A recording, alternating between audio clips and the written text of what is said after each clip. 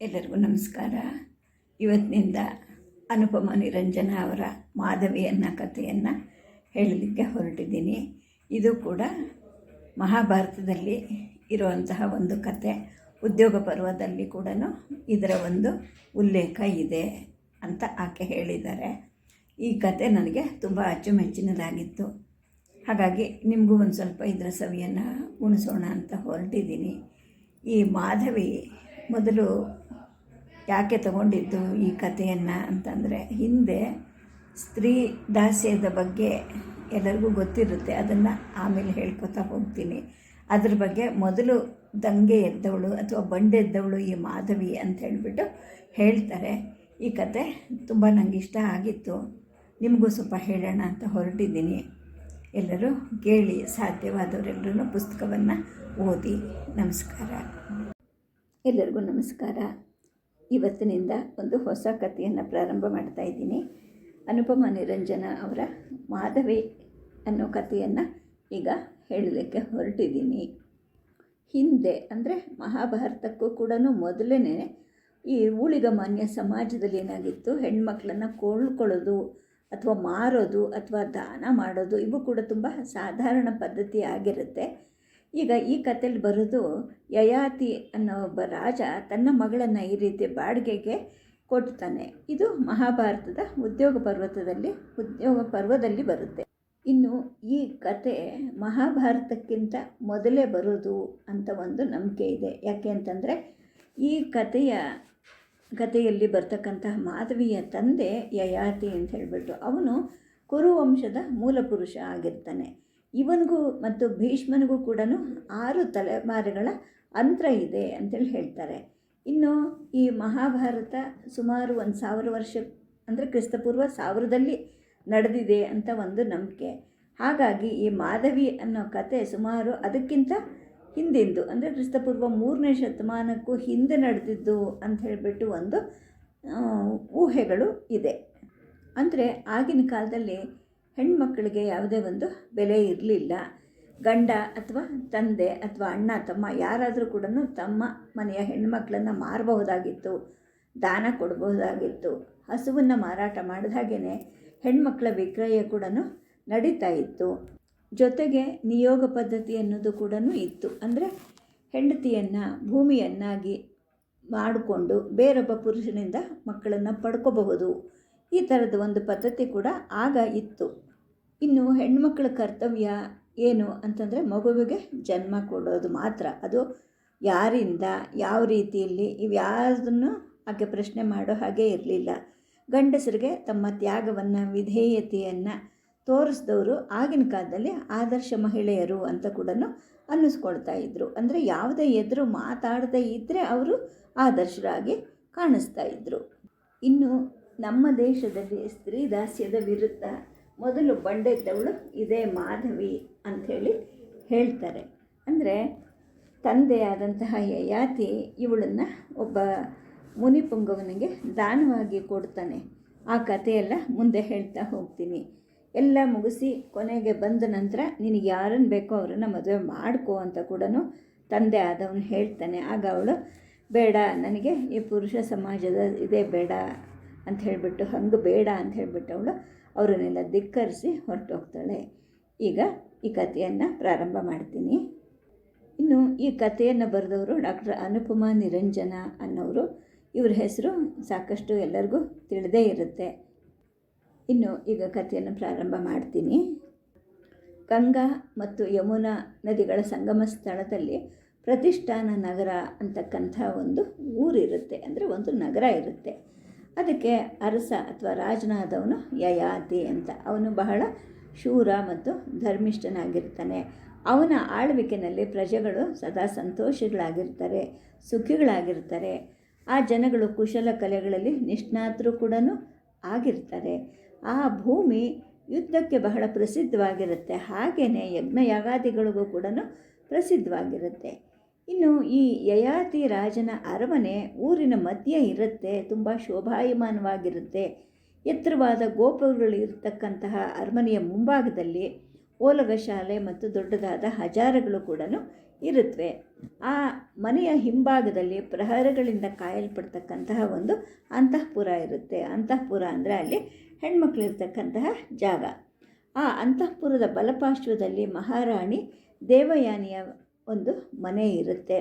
ಎಡಗಡೆ ಮಗಳು ಅಂದರೆ ರಾಜಕುಮಾರಿ ಮಾಧವಿಯ ಮನೆ ಇರುತ್ತೆ. ಇವೆರಡಕ್ಕೂ ಮಧ್ಯೆ ಬಳ್ಳಿಗಳು ಮತ್ತು ಗಿಡ ಮರಗಳು ಇರ್ತಕ್ಕಂತಹ ಒಂದು ಸುಂದರವಾದಂತಹ ಒಂದು ಉದ್ಯಾನವನ ಇರುತ್ತೆ. ಒಂದು ದಿನ ಅರುಣೋದಯ ಆಗತ್ತೆ, ಅಂದರೆ ಬೆಳಗ್ಗೆ ಆಗಿ 1 ಗಂಟೆ ಕಳೆದಿರುತ್ತೆ. ರಾಜಕುಮಾರಿ ಮಾಧವಿ ತನ್ನ ಸಖಿಯರ ಜೊತೆಗೆ ಉದ್ಯಾನದಲ್ಲಿ ಓಡಾಡ್ತಿರ್ತಾಳೆ. ಅವಳು ತುಂಬ ರೂಪವತಿ, ರತಿದೇವಿಯನ್ನೇ ಮೀರಿಸ್ತಕ್ಕಂತಹ ಒಂದು ಲಾವಣ್ಯ ಅವಳದಿರುತ್ತೆ. ದೇವಕನ್ಯೆಯರ ಹಾಗೆ ತುಂಬ ಆಕರ್ಷಣೆ ಇರೋಂಥ ಹೆಣ್ಮಗಳವಳು. ಶುಭ ಲಕ್ಷಣಗಳ ಈ 16 ವರ್ಷದ ಹೆಣ್ಣುಮಗಳು ಮೈಬಣ್ಣ ಹಾಲು ಕೆನೆಯ ಅಂಥದ್ದಾಗಿರುತ್ತೆ. ಅಗಲವಾದ ಹಣೆ ಇರುತ್ತೆ, ಉದ್ದವಾದ ಕಪ್ಪು ನುಣುಪು ಕೂದಲಿರುತ್ತೆ, ಕಮಲದಂತಹ ಕಣ್ಣುಗಳು, ನೀಳವಾದ ನಾಸಿಕ, ತೊಂಡೆ ಹಣ್ಣನ್ನು ಜ್ಞಾಪಿಸ್ತಕ್ಕಂತಹ ತುಟಿಗಳು, ಬಾಳೆ ದಿಂಡುಗಳ ಹಾಗಿದ್ದಂತಹ ತೊಡೆಗಳು, ತುಂಬ ಅಂದವಾಗಿರ್ತಾಳೆ. ಈ ರಾಜಕುಮಾರಿ ಮೌನವಾಗಿ ನಡೀತಾ ಇರ್ತಾಳೆ. ಅವಳ ಜೊತೆಗೆ ಅವಳ ಗೆಳತಿಯಾದಂತಹ ಚಾರುನೇತ್ರ ಇರ್ತಾಳೆ. ಆ ಸಖಿ ಚಾರುನೇತ್ರ ಹೇಳ್ತಾಳೆ, ಮಾಧವಿ, ಈ ಅಶೋಕ ವೃಕ್ಷವನ್ನು ನೋಡು ಅಂತ. ಆ ಮರದಲ್ಲಿ ಹಸಿರು ಎಲೆಗಳ ಒಂದು ದಟ್ಟವಾದ ಮರ, ಅಲ್ಲಿ ಹಾಗೆ ದಟ್ಟವಾದ ಕೆಂಪು ಹೂಗಳು ಇರುತ್ತವೆ. ಅದನ್ನೆಲ್ಲ ನೋಡ್ತಾಳೆ ಮಾಧವಿ. ಒಂದು ಕ್ಷಣ ಕಿರುನಗೆ ಅರಳುತ್ತೆ. ತಕ್ಷಣವೇ ಅವಳ ಮುಖ ಮತ್ತೆ ಗಂಭೀರವಾಗತ್ತೆ. ಚಾರುನೇತ್ರೆ ಈ ಮಾಧವಿಯನ್ನು ಮತ್ತು ಅಶೋಕ ವೃಕ್ಷವನ್ನು ಮತ್ತೆ ಮತ್ತೆ ನೋಡ್ತಾಳೆ. ಯಾಕೆ ಅಂತಂದರೆ, ಈ ರಾಜಕುಮಾರಿ ಉಟ್ಕೊಂಡಿದ್ದು ಅಶೋಕದ ಹೂಗಳಂತಹ ಕೆಂಪು ಬಣ್ಣದ ರೇಷ್ಮೆ ಸೀರೆ ಉಟ್ಕೊಂಡಿರ್ತಾಳೆ. ಅದರ ಮೇಲೆ ತೆಳ್ಳಗಿನ ಹಸಿರಿನ ಮೇಲು ಹೊದಿಕೆ ಹಾಕ್ಕೊಂಡಿರ್ತಾಳೆ. ಕಿವಿಗಳಲ್ಲಿ, ಕೊರಳಲ್ಲಿ, ಬೈತಲೆ ಮಣಿಯಲ್ಲಿ ಎಲ್ಲ ಕಡೆನೂ ನವರತ್ನಗಳು ತುಂಬಿರುತ್ತವೆ. ನಡುವಿಗೆ ಬಂಗಾರದ ಡಾಬು ಇರುತ್ತೆ. ಕೈಯಲ್ಲಿ ಮಾಣಿಕ್ಯದ ಕಂಕಣ, ಕಾಲಲ್ಲಿ ಚಿನ್ನದ ಗೆಜ್ಜೆಗಳಿದ್ದಂತಹ ಕಾಲುಗಂದಿಗೆ ಇರುತ್ತೆ. ಇಷ್ಟೊಂದು ಎಲ್ಲ ಇರ್ತಕ್ಕಂತಹ ಈ ಭುವನ ಮೋಹಿನಿ ಇವಳು ಯಾಕೆ ಚಿಂತೆ ಪಡ್ತಾ ಇದ್ದಾಳೆ? ಇವಳ ಬೇಸರವನ್ನು ನಾನು ಕಳಿಬೇಕು ಅಂತ ಯೋಚನೆ ಮಾಡಿಕೊಂಡು ಆ ಗೆಳತಿ ಹೇಳ್ತಾಳೆ, ಮಾಧವಿ, ಕೊಳದ ಹತ್ತಿರಕ್ಕೆ ಹೋಗೋಣ ಬಾ, ಅಲ್ಲಿ ಕಮಲಮುಖಿ ವೀಣೆಯನ್ನು ಶ್ರುತಿ ಮಾಡ್ಕೊಳ್ತಾ ಇದ್ದಾಳೆ, ಅಲ್ಲಿಗೆ ಹೋಗೋಣ ಬಾ ಅಂಥೇಳಿ ಕರೀತಾಳೆ.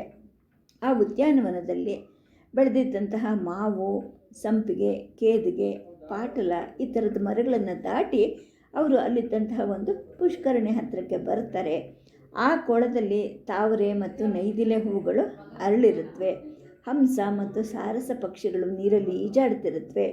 ಇನ್ನು ಈ ಮಾಧವಿ ಮತ್ತು ಚಾರುನೇತ್ರೆಯರು ಕೂತಿದ್ದಂತಹ ಜಾಗ ಒಂದು ಮಣಿಶಿಲೆಯ ಹಾಸುಗಲ್ಲು. ಅದರ ಮೇಲೆ ಕೂತ್ಕೊಳ್ತಾರವರು.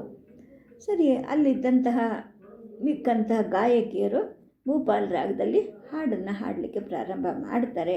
ಬೆಳಗಿನ ತಂಪು ಗಾಳಿ ಜೊತೆಗೆ ಮಾಧುರ್ಯದ ಆ ಧ್ವನಿ ಮಾಧವಿಯ ಮನಸ್ಸಿನಲ್ಲಿ ಮಧುರ ಒಂದು ತರಂಗಗಳನ್ನು ಹಬ್ಬಿಸುತ್ತವೆ. ಆ ಗಾನ ಎಲ್ಲರ ಮೈ ಮರೆಸುತ್ತೆ.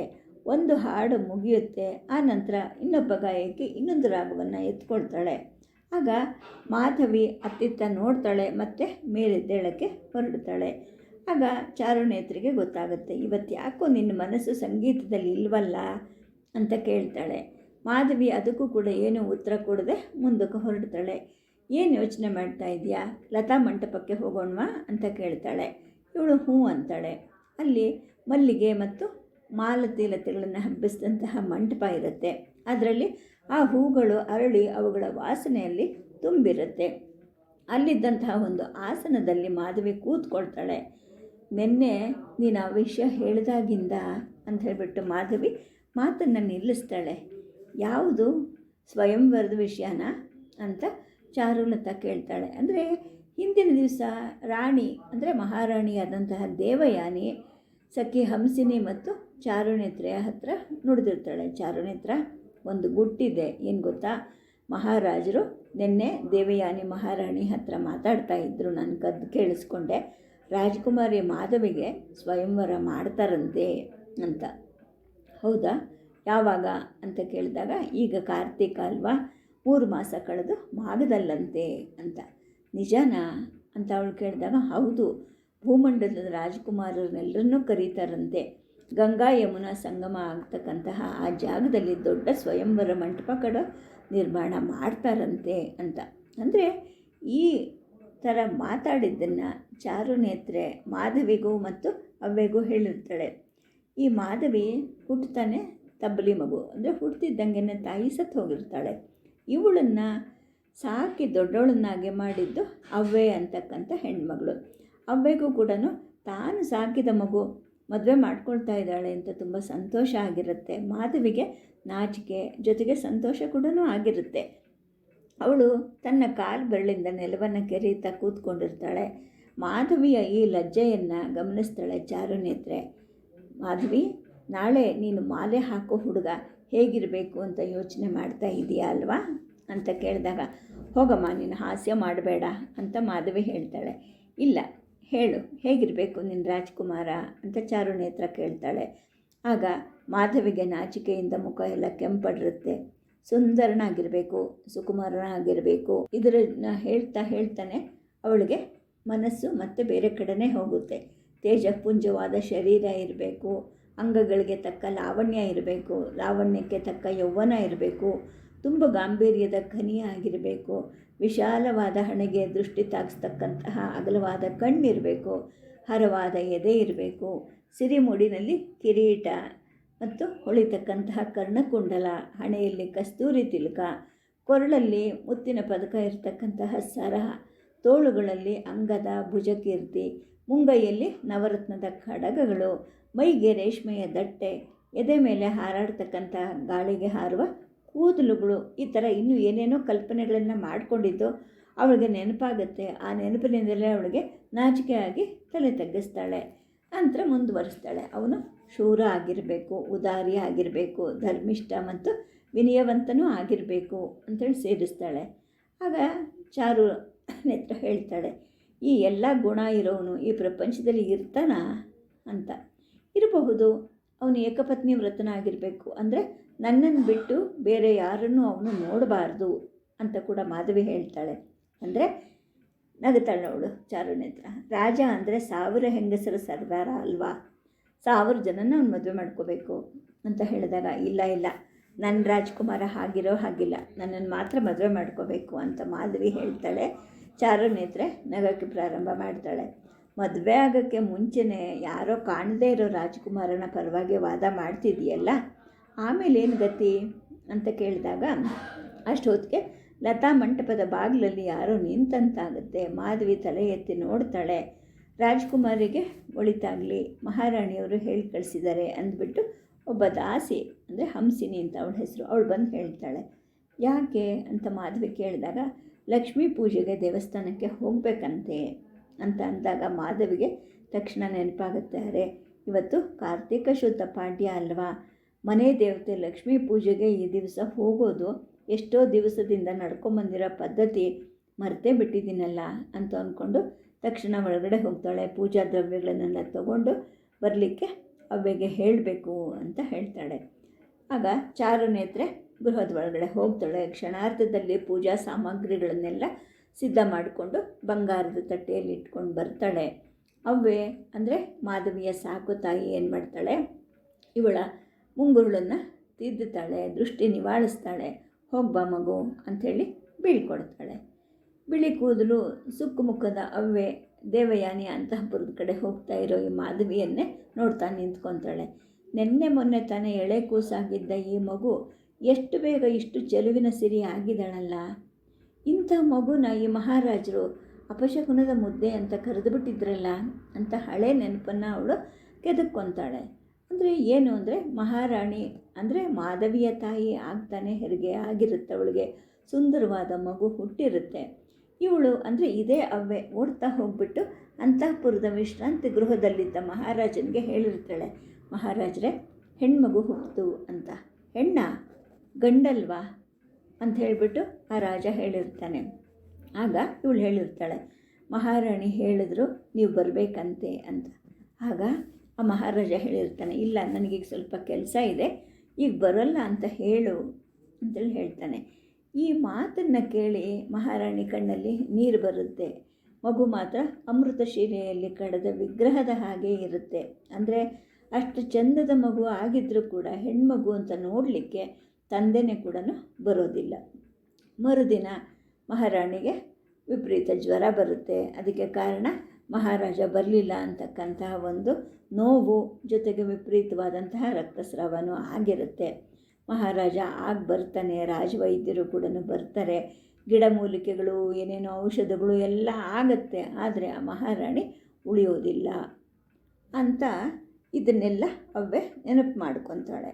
ರಾಜನಿಗೂ ಕೂಡ ತುಂಬ ದುಃಖ ಆಗುತ್ತೆ ಹೆಂಡ್ತಿನ ಕಳ್ಕೊಂಡಿದ್ದು. ಆದರೆ ಅವನು ಮಗುಗೆ ಎಂಥ ಮಾತಾಡ್ಬಿಟ್ಟಿದ್ದ. ಹೆಣ್ಣಾಗಿ ಹುಟ್ಟಿದ್ದು ಸಾಲದು ಅಂತ ಈ ತಾಯಿಗೆ ಅಪಮೃತ್ಯುನೂ ಆಗಿದೆ, ಈ ಮಗು ಅಪಶಕುನದ ಮುದ್ದೆ ಅಂತ ಹೇಳಿಬಿಟ್ಟು ಆ ಮಗುವನ್ನು ತಂದೆಯಾದವನೇ ತಿರಸ್ಕಾರ ಮಾಡಿಬಿಟ್ಟಿರ್ತಾನೆ. ಅದು ಏನೋ ಗೊತ್ತಾಯ್ತೋ ಏನೋ ಅನ್ನೋ ಹಾಗೆ ಆ ಮಗು ಗಟ್ಟಿಯಾಗಿ ಅಳಲಿಕ್ಕೆ ಪ್ರಾರಂಭ ಮಾಡಿರುತ್ತೆ. 2 ದಿನದ ಹಸುಳೆ ಪಾಪ ಅದು, ತಾಯಿ ಇಲ್ಲದ ತಪ್ಪಲಿ. ಆಗ ತಾನು ಹೇಳಿರ್ತಾನೆ, ಅದು ಹಸುಳೆ ಮಹಾಪ್ರಭು, ಹಾಗೆ ಮಾತಾಡಬೇಡಿ ಅಂತ ಹೇಳಿದಾಗ ರಾಜ ಹೇಳಿರ್ತಾನೆ, ಬಾಯಿ ಮುಚ್ಚು, ನೀನೊಬ್ಬಳು ದಾಸಿ, ಹಸುಳೆ ಅಂತ ಮಾತಾಡ್ತೀಯಲ್ಲ ಅದನ್ನು ನೀನೇ ನೋಡ್ಕೊ ಅಂತ ಹೇಳಿದಾಗ ಇವಳು ಆ ಮಗುವನ್ನು ಎತ್ಕೊಂಡು ಅಲ್ಲಿಂದ ಓಡಿ ಬಂದಿರ್ತಾಳೆ. ಆ ಮಗುನೇ ಇವತ್ತು ಇಷ್ಟು ಸೌಂದರ್ಯದ ಕನಿಯಾಗಿ ಬೆಳೆದಿದೆ. ಎಷ್ಟೆಂದರೂ ನಾನು ಬೆಳೆಸಿದ ಮಗು ಅಲ್ವಾ ಇದು ಅಂತ ಹೇಳಿಬಿಟ್ಟು ಅವ್ವೆ ಅಂದ್ಕೊತಾಳೆ. ಮಗುವನ್ನು ಅಂದರೆ ಈ ಮಾಧವಿಯನ್ನು ಸುಖವಾಗಿಡಪ್ಪ ದೇವರೇ ಅಂತ ಹಾರೈಸ್ಕೊಳ್ತಾ ಅವ್ವೆ ಆ ಭೋಜನದ ವ್ಯವಸ್ಥೆಯನ್ನು ನೋಡಲಿಕ್ಕೆ ಅಂತ ಪಾಕಶಾಲದ ಕಡೆಗೆ ಹೊರಡ್ತಾಳೆ. ಸದ್ಯಕ್ಕೆ ಕಥೆಯನ್ನು ನಿಲ್ಲಿಸಿರ್ತೀನಿ, ನಾಳೆ ಮುಂದುವರಿಸೋಣ. ನಮಸ್ಕಾರ.